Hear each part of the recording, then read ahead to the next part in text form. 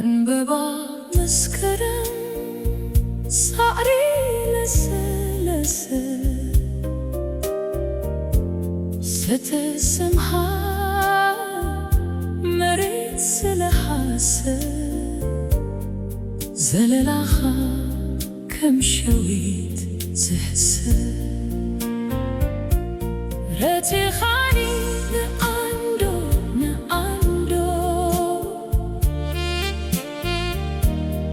አውርጀኒ ኣብቲ ኡዶ ክበልዓካ ከም ስጋ ብሩንዶ ከየፍሕሶ ቅርጫት ሰደኻ እንበባ መስከረም ሓረጋት ሞሶኻ ሩባውረድ ወርሕና ከድምኻ ተኦምሽታ ኣታኽልቲ ለሚን ኣስትየኒ ናርዶስን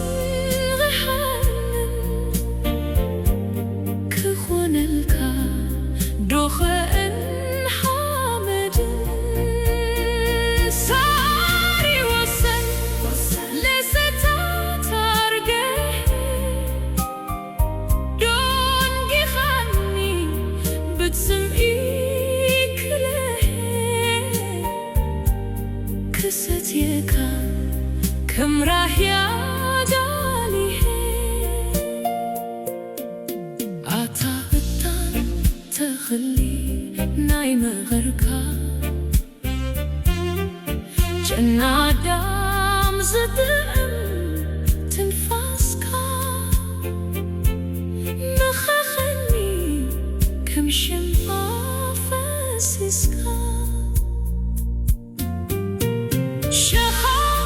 ለምለም ሳዕሪ ለሰለሰ ስትስምሃል መሬት ስለሃሰ ዘለላኻ ከም ሸዊት ዝሕሰብ ረቲኻኒ ንኣንዶ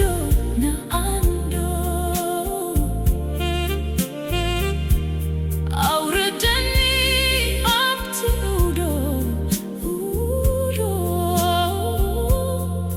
ክበልዓካ ከም ስጋ ብሩንዶ ከይሕፍሕሶ ቅርጫት ሰደኻ እንበባ መስከረም ሓረጋት ሞሶኻ ሩባውረድ ወርሕና ከድምኻ ትኦምሽታ ኣታኽልቲ ለሚን